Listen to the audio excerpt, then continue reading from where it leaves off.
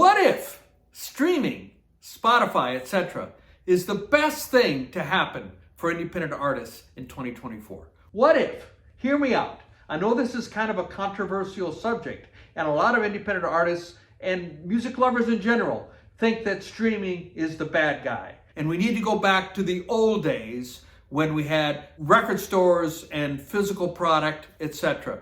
Well, I'm going to share with you some data that has been released and has been put out. In fact, some of these articles were from Forbes, etc., and even from Spotify's own numbers that talk about maybe a different story. And let's have an open mind and consider, because we don't want to have a closed mind and shut out the potential opportunity for things we should be looking at. Hi, I'm Tim Wolf. I'm a Nashville-based singer-songwriter artist, and I'm struggling to get my music heard just like all the other independent artists are. And I would love it if you would subscribe to my channel. There's a button down below, and you can also hit that notification bell to be notified when new videos are uploaded. So what prompted me to say this? Well, a couple of things did. I saw a post on Facebook underneath a post about music where somebody said streaming is stealing. Is it? Is it stealing? Yes, the payout is low, but it is something. And there are people making money on streaming. So last year, Spotify paid out $9 billion to artists, and half of that money went to independent artists. $4.5 billion in 2023 went to independent artists. And that percentage is going up each year, the percent that is going to independent artists. So let's talk about the good old days when it was record stores and you had to buy an album or a CD or a tape in order to listen to music. How did that work out for the artist? Spotify just revealed that they paid out at least $16,500 to 50,000 artists in 2023. Okay, $16,500. Is that enough to live on? You need more money than that. I saw an article that said the average income for a signed artist was like $10,000. So, we only know about the superstars, but a lot of signed artists don't make that much money. But I'm getting ahead of myself. So let's talk about $16,500, 50,000 artists. Well, Spotify is only 30% of the streaming industry, and other platforms pay more. Not all, but some pay more. So Spotify is 30.5%. And according to this article from Hypebot, which is, I subscribe to them, and if you're an independent artist and you're not getting the Hypebot newsletter, I encourage you to do so. They said you should multiply that number times 4. But let's be conservative and just multiply it times 3. $16,500 being paid to 50,000 artists. That means, round numbers, 50,000 artists are making at least $50,000 from their streaming in 2023. Now let's compare to the back in the days when you had to be in a record store to get your physical product sold. Now, this doesn't include what is sold at live concerts, but that's still the case. You can still sell your physical product at a live concert, and that still happens. So how many artists do you think were represented in the typical music store back in the day, or even today? I was just in a music store the other day. I went to a signing for one of my heroes, Marcus King, has a new album out, and he did a signing, and I waited in line and was able to meet him for the first time. Amazing. I'm still got the vibes from just spending a minute and a half in front of him while he signed the CD that I bought, and shook his hand and got a selfie, and a big deal. Anyway, I digress. But I was just in a record store, and I asked the guy up front by the register, I said, how many artists do you have represented here? And he couldn't give me a number. He said 1,000. But let's say it was 5,000. A conservative. I asked my buddy how many he thought would be in a record store, and he said a couple thousand. So I don't know that number. But let's just, for talking purposes, let's say it's 5,000. 50,000 is 10 times 5,000. 50,000 artists are making $50,000 at least per year. And back in the old system, you would have to be in the record store to get any money from distribution of your product. So we're already talking about a much higher percentage of artists are making money from their music in 2024 through streaming. Now let's also talk about, let's say you're an independent artist. Are you able to get into the record stores in general, Tower Records, the old school Tower Records? I would say no, absolutely not. Tower Records is not going to be handling the old days. I mean, Tower Records is defunct, or maybe there might be a few around, but they're not going to be handling anyone who doesn't have a record label. So again, that's another strike against independent artists. And we have to remember that 50% of the $9 billion that Spotify paid out last year went to independent artists. That number is going up. So independent artists are killing it now. So we already said you probably couldn't have access to a record store in that distribution. And let's talk about what happens if that CD or vinyl doesn't sell out. I'm old enough to remember cutout bins. Does anyone know what a cutout bin is? Cutout bin is where all the discount CDs and vinyl and tapes went that didn't sell, and they got mutilated. They got sent back by the retailer because they didn't sell. They got sent back to the warehouse of the record store, and then they would mutilate them. Like if it was a vinyl, they would cut like a 1-inch cut in the top left-hand corner, and if it was a cassette, they would drill a hole in it, but it wouldn't affect the cassette. They were only talking about the outside covering. That wouldn't affect the vinyl or the CD. Or if it was a CD, they would cut it, or they would drill a hole in it in the plastic. So you definitely could see this was not a first grade product. And then they would send them out to discounters and sell them at a great discount and try to get it moved. And I would go to the discount bin and see if I could find any artist that I was interested in. And it'd be just every kind of genre you can imagine all dumped together. And it was kind of a shameful place. If you were an artist and you had your stuff in the cutout bin, that wasn't a good place to be. It was kind of like a stink of failure all over you. One thing to note is if you're in the cutout bin, the artist doesn't get any of that money. The record label states that once it goes into the discount segment, the artist doesn't get any of that. So not only that, you got the cost of making the CD and the vinyl, and you got the cost of shipping it to the distribution center and then to the record store. And then if it doesn't sell, it gets sent back. Somebody's paying for all that trucking and warehousing. And the record store, they got to get their cut, probably 50%. So all that cuts into it. Versus now there's no distribution costs. I mean, you pay $30 a year to get on DistroKid, and you could distribute your song with really no cost. And there's no shrinkage, there's no breakage, there's no returns. Sure, they only pay 0.3 cents per stream, but they're paying. It's not free, and it's not stealing. Let's talk about some numbers. So let's talk about the different streaming platforms. Spotify is 30.5% of the streaming industry, and they pay on average 0.3 cents per stream. Apple Music is number 2.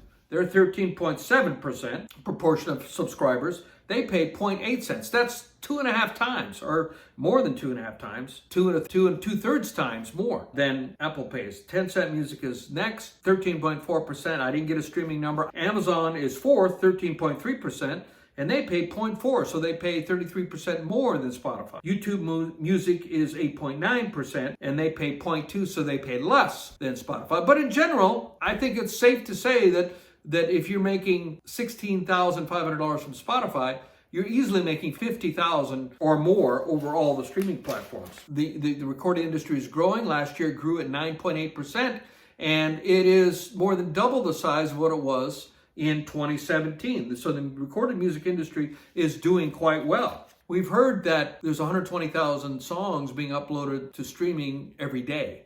And so it seems like it's really hard to be heard outside the noise, but the majority of those aren't getting any streams. There's 10 million artists on Spotify, but 8 million of them got less than 100 streams in an entire year, and 5 million of them got zero streams. We're only really competing against 225,000 artists. Spotify also says that the number of artists making money from $1,000 to $10,000 to $100,000 to 10 million per year has all tripled at every level since 2017. So artists are making more money. Artists are growing. They are growing their career on Spotify. Let's talk about the artists that are making $1 million or more that Spotify paid. Spotify paid $1 million or more to 1,250 artists last year. 80% of those, that's 1,000. 1,000 of those are millionaires from 1 year of streaming that didn't have a single song that charted on Spotify's top 50. So this is what the article says. Many of the artists who generated at least $1 million on Spotify in 2023 aren't household names and didn't need a hit song to have a big year. 80% didn't have a song reach the top 50 of Spotify's daily global songs chart. In the streaming era, the charts aren't big enough to contain all of the artists finding success. Fans' tastes are more diverse, and the royalty pool is growing, which means more revenue for a wider range of artists. Streaming is not the bad guy here. I think a lot of us have the idea that streaming is bad because when streaming first became a thing, there were all these memes of, say, a classic rock artist that was very famous and posting on Facebook, I had 13 million streams last year and I only made $43 or something like that. I'm making up the numbers. And we all seen those memes, and that tilted us toward thinking that Spotify and streaming was a bad player. But what really happened there is all standard record labels explicitly exclude any new technology. So they were getting the money from streaming, but their contracts didn't require them to pay out to the artist. Therefore, the artist is complaining that he got all these streams, but he didn't make any money. Well, who got the money? The record label did. Obviously, a record contract being signed in 2024 is going to include streaming, because streaming is 85% of the revenue in the United States of recorded music. So it's by far the biggest part. Worldwide, it's in the 60s. So in the US, streaming is ahead of the rest of the world. The rest of the world are still selling physical product. I remember being at a music business seminar in, I think it was 2018, and there were some people there from Germany on a panel, and they said this year for the first time, 50% of the revenue in Germany came from streaming. And at that time, it was 80% in the US. So other countries are further behind or haven't adopted streaming as fast as the US has. But to say that streaming is the bad player and that we shouldn't pay attention to it, I think is a mistake. That's what I'm submitting here. That's why I'm making this video, because there are people making money on streaming. Am I making a living wage on streaming? Absolutely not. Would I like to have more streams? Absolutely. Do I think Spotify and etc. should pay more? Of course. Everyone would love to be paid more. And I know that there's work going on that either from the songwriter's perspective or from the artist's perspective, because there's two sides to every song. There's the songwriting part, and then there's the master part. Sometimes they're one and the same if the artist also wrote the song, but those are split separately. And there's efforts to get more money paid to songwriters and so on. I know that there's a major depression in songwriting. I'm going off on a tangent now. Around 2010, plus or minus 2 or 3 or 4 years, I moved to Nashville in 2017, so it was before my time. But I had a one-on-one meeting with a guy at Nashville Songwriters Association, and he told me that in the aughts, there were 2,500 working songwriters in Nashville. Now, that was 2017, there are 200 or 250. A lot of people lost their jobs, and my buddy Jimmy knew some songwriters who lost their publishing deal. And the main reason for that was that streaming came on, and it's not that they were paying less, but there's an entire middle class of songwriters who weren't writing hits, but they were writing cuts that got on albums. And so if you wanted to hear a song, you had to pretty much buy the CD. Well, streaming came on, and you could just listen to the song you wanted. Because if you buy a CD, every song on there gets paid the same. You don't know why someone bought the CD. If there's 10 songs on that CD, every songwriter got the same for each song. If you bought the CD only because you wanted to listen to one song, and I've done that. Back in the day of CDs, I bought a lot of CDs that I knew artists, I love that song, and then I bought the CD and listened to the rest of it. I'm like, man, the only song I like is that one. Well, that went away, so all that middle tier of songwriters, suddenly there was no revenue. You either write a hit or you don't get any revenue because the middle cuts aren't going to get hit. And so that was probably one of the main reasons why there was that gutting of 2,000 songwriters, pro songwriters. Yes, I'm an advocate for should writers get paid more? Should artists get paid more? Should we get paid more per stream? But it's a matter of degree, the amount of what is paid versus the different thing. I mean, to say that streaming is bad and we should get rid of it or go back to the old days, no way. The old days weren't better, as I talked about, the physical distribution and getting into the record store. 50% of the revenue from Spotify, as I said, goes to independent artists. Independent artists had no chance back in the day when it was physical distribution. So it's a magical time to be an independent artist in 2024. You could also say it's the best of times, the worst of times. I mean, venues are closing. 25 to 30% of venues closed after the pandemic. And so that's a struggle. Where do artists going to play? How are you going to make a living from live? If you can't make it, you got to supplement your income. So is the music industry completely, copacetic? No way. There are things that need to be improved. But to throw out the baby with the bathwater, I think is a mistake. And streaming is a great revenue generator if you can figure out a way, which I would love to get your songs to be streaming at a higher rate. Because Spotify is paying out $4.5 billion a year to independent artists. So that's my point. Just have an open mind. Research it for yourself. If you disagree with anything I said, put it in the comments below. I'd love to hear from you. I mean, let's have a debate on this subject and see where you stand. I'm an independent artist like you if you're an independent artist, and we're all trying to figure this out together. We're all in this together. So thank you. Like I said, I'm Tim Wolf. Peace and love to you. We'll see you next time. Hey everybody, this is Tim Wolf. Thank you so much for watching my video. Please go to the link down below in the description. There's a bit.ly link. Listen to my music at Spotify. I appreciate it very much. It means a lot to an artist if you follow them. If you would be kind enough to like the video if you enjoyed it and share it with your friends. Finally, be sure to subscribe. And also there are other videos on this screen that you can watch. And I'll see you next time. Thank you so much.